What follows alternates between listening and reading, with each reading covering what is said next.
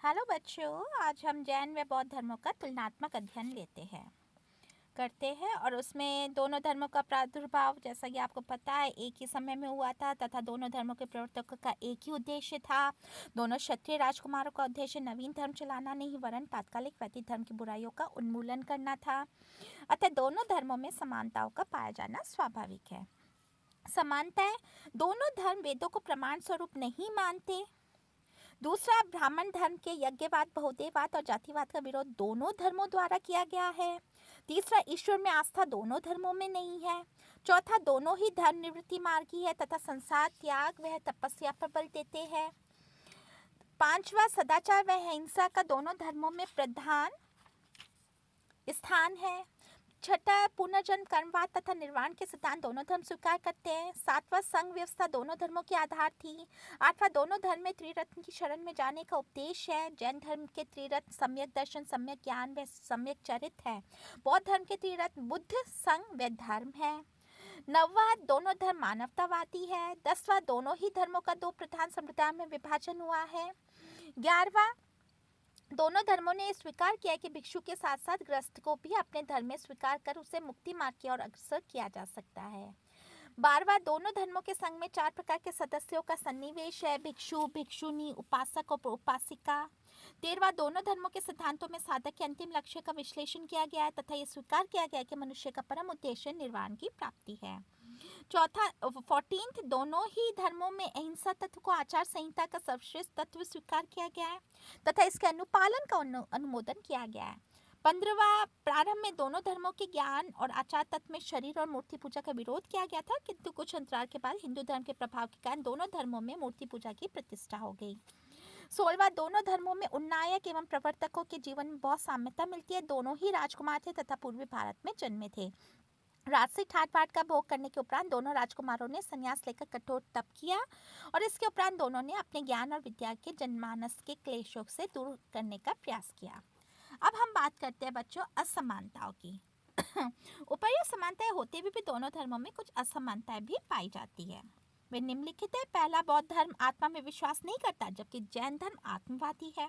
दूसरा, अहिंसा का पालन बौद्ध धर्म में इतनी कठोरता से नहीं किया जाता जितनी कि उसका पालन जैन धर्म में किया जाता है।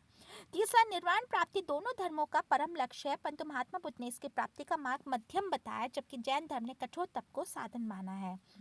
चौथा, जैन धर्म के अंतर्गत मोक्ष या निर्वाण मृत्यु के उपरांत ही मिलता है, जबकि बौद्ध धर्म के अनुसार मोक्ष जीवन काल में भी मिल सकता है। पांचवा, जैन धर्म गृहस्थ को महत्व देता है, जबकि बौद्ध धर्म संघ को अधिक महत्व देता है।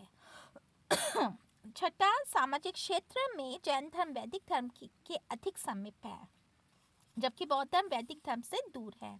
सातवां, जैन धर्म बौद्ध धर्म से अधिक प्राचीन अवश्य, परंतु उसका प्रसार क्षेत्र बौद्ध धर्म की तुलना में सीमित रहा। आठवां, जैन धर्म के सिद्धांतों में सृष्टि निर्माण, किंतु बौद्ध धर्म में इस विषय पर विचार नहीं किया गया, बल्कि इस विषय को विषय पर मन थे। नवा, जैन धर्म उसके सिद्धांत में जाति भेद का विरोध किया गया, किंतु व्यवहार में जाति भेद विद्यमान था। उसके विपरीत बौद्ध धर्म में जाति भेद का सर्वथा विरोध रहा। 10वां, जैन धर्म में तीर्थंकरों की उपासना की जाती है, जबकि बौद्ध धर्म में बोधिसत्वों की। इसके प्रमाण में विभिन्न समयों में निर्मित की गई तीर्थंकरों व बुद्धों की मूर्तियां को ले सकते हैं, जो भारत के विभिन्न स्थानों से प्राप्त हुई है। 11वां, दोनों धर्मों के धार्मिक ग्रंथ विभिन्न हैं, जो इन धर्मों के उदय के बहुत समय बाद विभिन्न समयों में लिपिबद्ध किए गए। जैन धर्म के ग्रंथ अगम कहे जाते हैं, जबकि बौद्ध धर्म के त्रिपिटक। दोनों धर्मों का साहित्य भी विभिन्न भाषाओं में उपलब्ध है और जैन धर्म के ग्रंथ प्राकृत है, जबकि बौद्ध धर्म के पाली व संस्कृत भाषाओं में।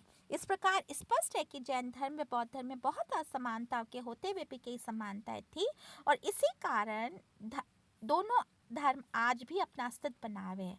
इस संदर्भ में इतिहासकार मॉनियर विलियम्स ने लिखा है कि बौद्ध धर्म और जैन धर्म अभिभावक और बच्चे की भांति संबंधित न होकर एक ही अभिभावक के बच्चे की तरह संबंधित है।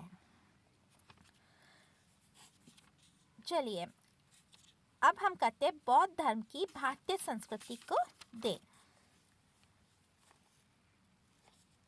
बौद्ध धर्म का उदय भारत के धार्मिक क्षेत्र में क्रांतिकारी घटना थी और इस धर्म से भारतीय संस्कृति पर्याप्त रूप से प्रभावित हुई। इतिहासकारों की मान्यता है कि बौद्ध धर्म में भारतीय संस्कृति की संपन्नता में पर्याप्त वृद्धि हुई। बौद्ध धर्म ने भारतीय संस्कृति के निम्नलिखित क्षेत्रों को प्रभावित किया। पहला, कला के क्षेत्र में, साहित्य के क्षेत्र में, दर्शन के क्षेत्र में, धर्म के क्षेत्र में, शिक्षा के क्षेत्र में। बौद्ध धर्म की लास्ट में बौद्ध धर्म की समीक्षा है। तो हम कला के क्षेत्र में लेते हैं कि निसंदेह वैदिक धर्म बौद्ध धर्म से अति प्राचीन था, परंतु वैदिक धर्म से कला के क्षेत्र में विशेष विकास नहीं हुआ था। कला के कुछ अवशेष केवल सिंधु सभ्यता में प्राप्त हुए। उसके उपरांत मूर्ति कला के जो नमूने मिले हैं उनमें से अधिकांश बौद्ध कला से ही संबंधित है। बौद्ध धर्म में जब महायान संप्रदाय का प्रादुर्भाव हुआ तो मूर्ति कला का विकास हुआ। महायान संप्रदाय के लोग महात्मा बुद्ध व बोधिसत्व की मूर्ति बनाकर उनकी पूजा करते थे। वे मूर्तियां बड़ी सुंदर व सजीव होती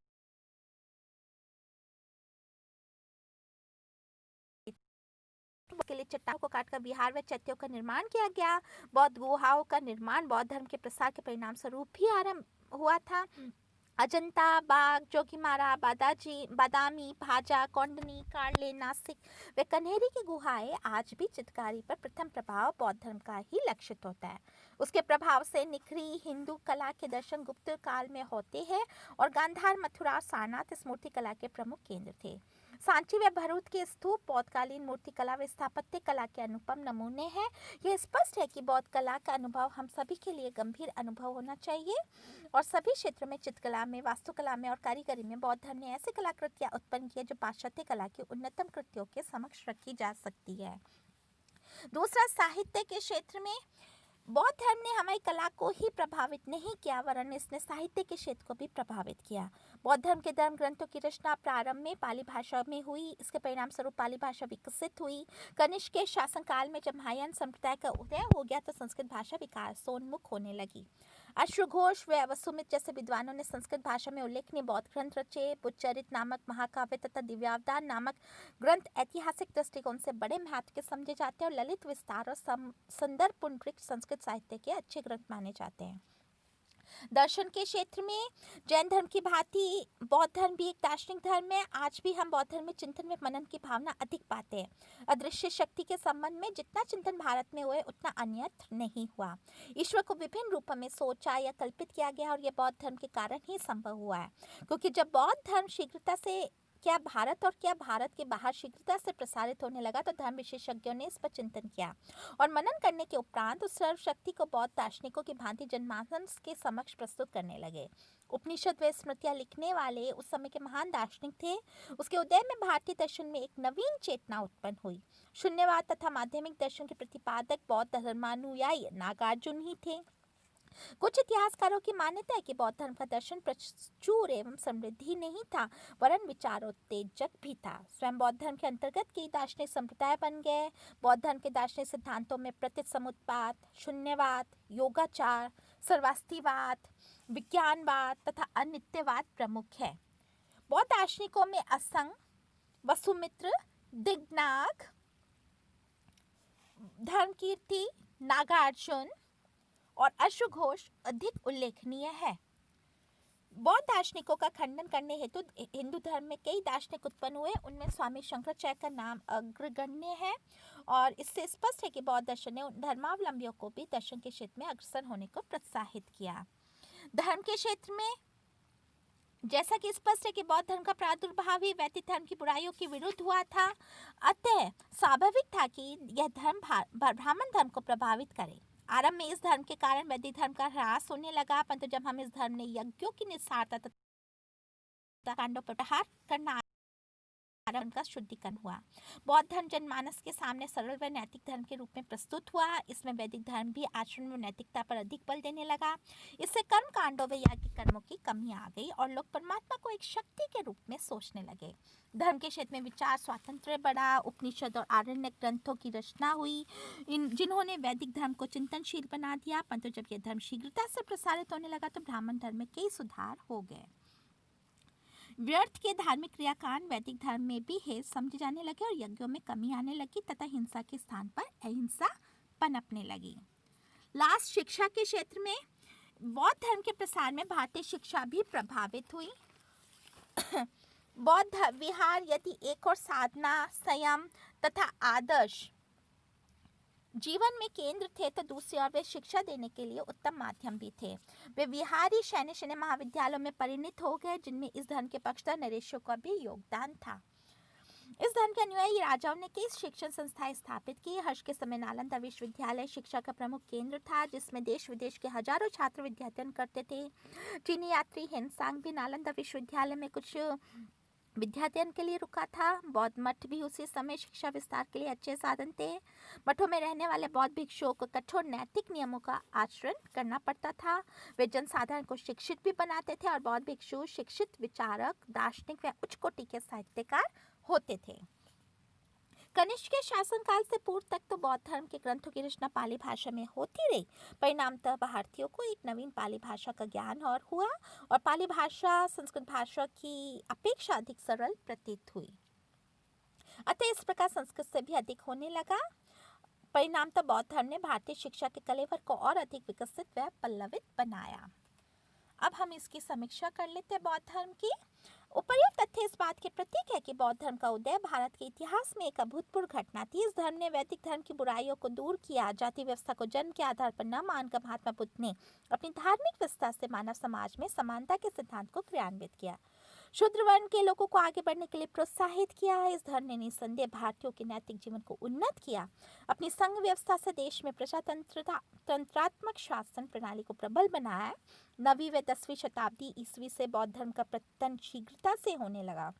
भिक्षुओं में नाना प्रकार की बुराइयां घर करने लगी, परंतु फिर भी यह धर्म आज भी एशिया के बड़े भाग में प्रचलित है। स्वतंत्रता प्राप्ति के बाद हमारी सरकार ने इस धर्म को भारत में पुनर्जीवित करने का पर्याप्त प्रयास किया और कर रही है। आधुनिक युग में ऐसे धर्म की उपयोगिता और भी अधिक है। आज का मानव अधिक बुद्धिवादी है। वह इस प्रकार के धर्म का अनुयायी नहीं बन सकता जिसमें कि व्यर्थ के कर्मकांड भरे हुए हो। वह चाहता है कि धर्म सरल, अंधविश्वासों से मुक्त तथा सदाचार पर आधारित हो। बौद्ध धर्म मानव की इस प्रकार की आवश्यकता की पूर्ति करने में समर्थ है। श्री वीपी सिंह ने तो सत्ता में आकर इस धर्म में नवीन चेतना लाने का प्रयास किया। उन्होंने डॉक्टर अम्बेडकर को मरणोपरांत भारत रत्न की पदवी से अलंकृत किया तथा अम्बेडकर जयंती मनाने की घोषणा की। सत्ता से हटने के उपरांत भी अम्बेडकर की ओट में अछूत व दलित वर्ग के मसीहा बनने का प्रयास कर रहे हैं। महात्मा बुद्ध ने ब्राह्मणों का महत्व घटाकर अपने धर्म को प्रधानतः व्यवहारों तक ही केंद्रित था। उपासना, समाज व आचार संबंधी संस्थाएं स्थापित नहीं की थी। न्यायिक उद्यान का कहना है कि बौद्ध भी वैदिक संस्कारों का पालन करते थे और बौद्ध विहार प्राय राजाओं के द्वारा प्रदत्त अथवा अनुमत भूमिदान पर निर्भर करते थे। इसी कारण बौद्ध धर्म के प्रसार में राजकीय समर्थन एवं प्रोत्साहन का विशेष हाथ रहा और जब राजकीय संरक्षण समाप्त हो गया तो बौद्ध धर्म भारत में अपने पांव सिमटने लगे और परिणामतः विश्व का ये तीसरा धर्म भारत में तो लाखों जनमानस तक ही सीमित रह गया। यह था बच्चों हमारा बौद्ध धर्म। और अब हम आगे नया चैप्टर स्टार्ट करेंगे। बौद्ध धर्म यहाँ ही फिनिश होता है।